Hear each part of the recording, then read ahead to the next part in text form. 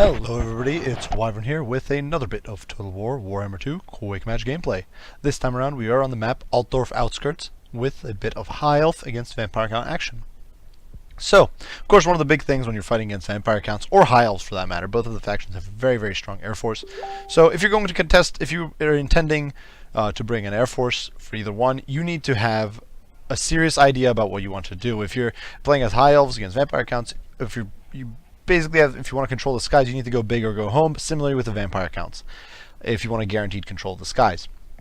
So I decided I'm basically going to go home as far as going for air superiority goes. So for my lord, I decided to bring Tyrion. He is on a horse, which unfortunately does make him large, and that will make him an easy target for Terrorgeists or dragons, in the sense that he won't get knocked around. But at the same time, it does give him much greater mobility. Malhandir, of course, does have 94 speed, which is pretty crazy, especially given Tyrion's crazy melee stats. Even with their bonus against large, which is pretty significant on Terrorgeists, I do believe it's, let's see, it's bonus level versus large of 35. They still won't be able to hit even 50% of the time against Tyrion. So he's definitely very survivable, especially as long as his martial prowess is up, and can definitely, this way he can be much more flexible and just shut down enemies wherever they may be. Alongside him, I did bring some heroes. Of course, even though I did throw the sky largely, of course, except for Frostheart Phoenix, I did decide to bring a mage of high magic, and the reason for that is because she does give me Apotheosis, which is a nice cheap heal, alongside Tempest, which is a great shutdown for enemy flyers, and it does cause damage to them. And of course, if my opponent does go heavily into flyers, I can shut them down with this, and cause a lot of damage to them as well. And of course, if they, for example, bring bats, I can hit them with a single Tempest and shoot them down with archers in the meantime. I also did bring the Book of Hoth, so as to improve my power recharge rate on my caster. I figured that I wouldn't need more power reserves, so I didn't bother with that. But instead, of course, I did figure Book of Hoth could be good. I also did bring, of course, a Lore Master of Hoth, which I think is a very valuable hero to bring, even if you don't really care for the magic. Though I, of course, do like Earthblood and Spirit Leech. Still think they're great support spells. He is a very good melee combatant, and that is really the main reason I'm bringing him here. He's better, in my opinion, better than a noble if you're just looking for a hero to back up your front line and make it a little tankier. My front line itself is fairly staple, kind of standard fare, I think, for High Elves. 2 Spearmen, of course, to filling in for 3 units of White Lions of Crace. Of course, the White Lions of Crace should be able to outtrade just about everything, with the possible exception of Graveguard with great weapons. But they do have fairly decent stats, and backed up by some archery and the magic from, of course, Tyrion and the Mage of High Magic, and of course the Lore Master and all that. They should do okay against most comers. I do, of course, have Feint and Riposte on Tyrion, as well as Sunfang, which, even though it's not man against armor, can do an okay job against a lot of armor targets.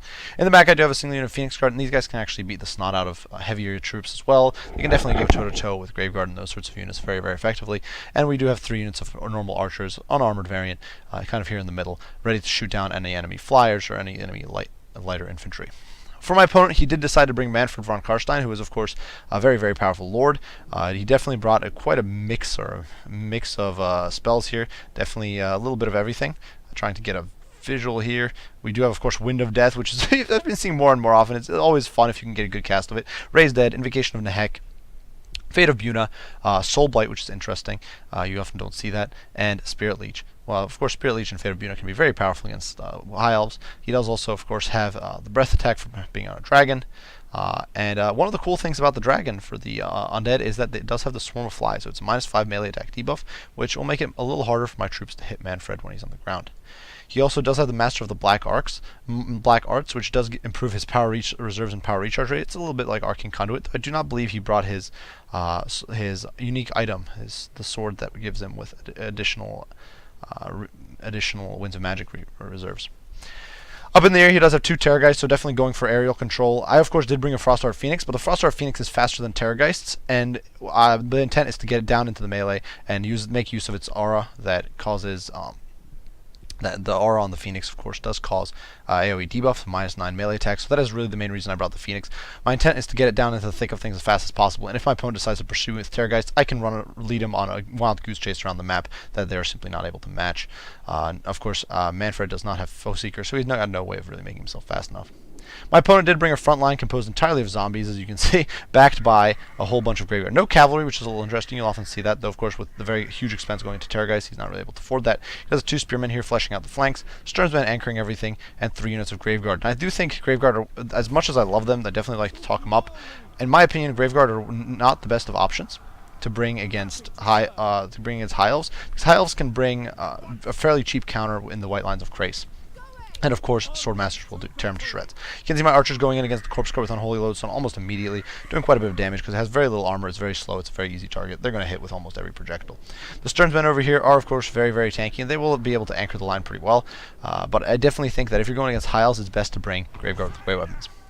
Regardless, we will see how things break down. You can see the Corpse Guard is already getting shredded despite an invocation of Nehek. The archers are simply doing so much damage that they're just burning straight through, and it's really not able to survive. You can see I do throw a sort of Lore Master of Hoeth straight into the fray here. The main goal is simply to tie my opponent down and deny him the ability to get his charges off into my white lines, and just allow the white lines to kind of piecemeal take apart his early front line. You can see a Tempest going down on the Terrorgeist here.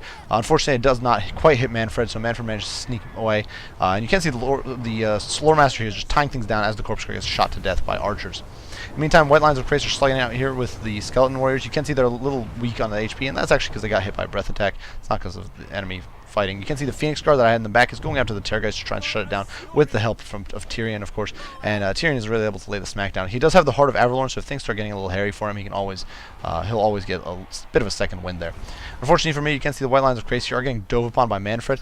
They're not going to do the greatest job at just chopping through Graveguard. They don't have a bonus against infantry or anything like that. I do pop an Apotheosis to keep him in the fray, and once again, they're not going to do terrible against Graveguard, but and they obviously will win in a protracted fight, but it's not going to be quick. Here you can see the spears are mopping up the zombies rather quickly. You can see a debuff with Soulblight does go down, which is definitely a bit of a problem. Definitely makes those Graveguard much more competitive against my somewhat armored infantry. 90 armor is not amazing, but it's definitely decent. Over here you can see the Terrorgeists are getting shot to death by a horde of archers, and I'm really trying to juggle that, make the most of this single unit Phoenix Guard and shutting everything down. And of course you can see Tyrion dashing around, gets a nice little. I do get a nice little Sunfang here, damaging this Graveguard and shattering these spearmen, and that should allow my white lines of Krace to really hold the ground, especially with standing around helping him out there. In the meantime, you can see the Terrorgeists here getting shot up, and my white lines have finally mopped up these skeleton spears. Actually, they did not even finally; they did it really, really quickly. Now they will eventually be able to collapse on the back line once I notice them and send them into the fray. You can see another Tempest going down, just trying to tie the Terrorgeists down and slowly but surely whittle them away. They do, of course, have regeneration, but nonetheless they are still vulnerable to this sort of damage, and will take a lot of hurt, especially with the combination of the archers and support. Unfortunately, Manfred does dive down here, and I simply don't have the coverage. I didn't bring any cavalry, so I really don't have the coverage to shut all these troops down. I finally do notice these white lines and start collapsing on these Graveguard. You can see these Graveguard are just being tied down in place by the Lore Master of Hoeth, and he's just buying me a bunch of time. I did actually get a nice overcast of Earthblood here, affecting all of these units, and really allowing me to start coming out on top. You can see the Sturmensmen, of course, are tanking like champs. They're, of course, very, very hard for the white lines to break, but with the help of the Frost Phoenix, I'm really kind of able to slowly but surely chip away at my opponent's line here and collapse everything. The Terrorgeists are, of course, diving in, but as long as my troops' morale does not drop too low, they will not tear out. You can see I'm trying to keep my archers as best as possible on the Terrorgeist, just slowly but surely chipping away and bringing it down. One of the cool things, of course, is that the Froststar Phoenix is decent melee defense of 48 for Flyer especially, and stacked on top of the fact that it has that aura, debuffing enemy melee attack, it's actually a very, very hard unit to bring down. You can see the Phoenix Guard just hot in pursuit of this Terrorgeist, just trying to bring it down. You can see I do drop a Spirit Leech. That's one of the cool things about the Lore Master of Hoeth. He does have Spirit Leech in his arsenal. So when my opponent lands here, I'm able to Spirit Leech him and kind of chip away at this Terrorgeist. So with the help of the archers, he is going to go down like a 9-pin. Over here, Manfred is definitely going hard after the Froststar Phoenix, but with no buff to his melee attack, he's actually got a significant. He's got about a 30% chance, I do believe, to hit the Froststar Phoenix here. So it's definitely not great for him. And you can see the Terrorgeist here getting shredded, going into disintegration, just falling apart. This Terrorgeist over here, in the meantime, despite invocation of Nehek, is being nailed by Tyrion, who is just pursuing him, very hot in pursuit, and just slowly but surely bringing him down. Down here in the pits, you can see the Mage of High Magic is. I did throw her into the fight against the Sternsmen just to kind of help these guys out a little bit, though it might be a little unnecessary. Fortunately, you can see the archers are getting shut down by this Terrorgeist, and there's nothing I can really throw in against them except Tyrion, and so that's what I'm doing right now. I'm sending Tyrion in to help out against the Terrorgeist. He gets a lovely charge, then of course he will bring the Terrorgeist down, cut it down to size if given the opportunity. In the meantime, here in the back line, you can see I am dropping another Apotheosis, healing up the Phoenix Guard, and really allowing them to crumple this Graveguard like a wet rag. And you can see my opponent's back line here is falling apart very, very rapidly. Once these last troops are mopped up, he is going to be left with just Manfred and the Terrorgeist, and that will simply not give him the power to stop me from wiping out the Sternsmen and then finishing him off up here. Up here, you can see I don't allow the Frostart Phoenix to stay in that pair. I don't want him fighting Manfred. I don't want a one-to-one duel. That's not at all my intent. I simply want to pick off everything here on the ground and then go from there. You can see it, they actually hit the Frostart Phoenix very, very heavily, cause a lot of damage, and of course it does get poisoned. You can see now the breath attack going down, hurting the Frostart Phoenix a little bit, but now my opponent is losing his troops on the ground, and his army does disintegrate, giving me a victory. So, a very, very sort of brutal, fast-paced game. I was surprised by the Pyrrhic victory, actually. I thought that was not quite accurate. I thought this was a rather decisive victory, actually. I think this is a very, very effective build for the High Elves if you're fighting against Undead.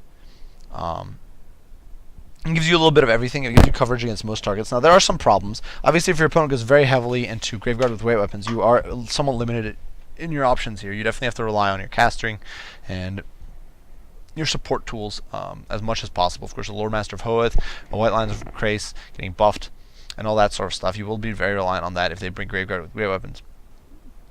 But otherwise, I think this build is actually decent against most foes.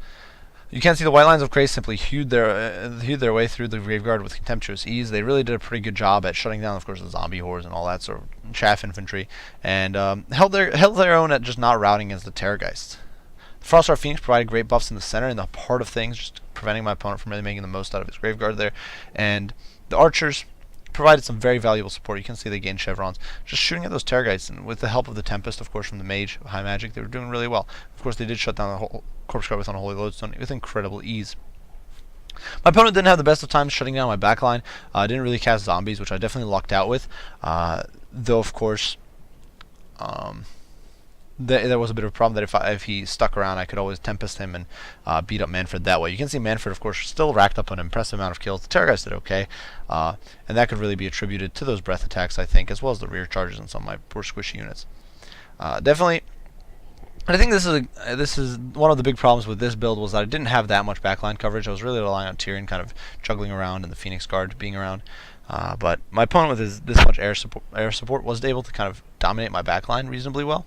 But in my turn, I was able to win the front line fight rather effectively, just crushing the Graveguard with the White Lines. And I definitely think, like I said, I think this is a rather competitive build. I think there are other ways you could build it against the Undead. So it's definitely a little back and forth. Regardless, I do hope you guys enjoyed this video. Great game to my opponent, Robin Hood 3.0. I do hope you guys enjoyed the video. If you did, be sure to leave a like and subscribe down below. If you have any comments, criticism, any questions about the game or anything like that, be sure to leave them down in the comments below, or in the comment section down below. As usual, guys, I do appreciate you all for watching. I'm definitely hyped and looking forward to the Tomb Kings. Definitely getting ready to bite into what's promising to be a pretty fun faction to play. And I'm definitely going to be casting a lot of gameplay probably once they come around. So I do hope you guys enjoyed the video. If you did, like I said, that's great. And I will see you all in the next one. Wyvern out.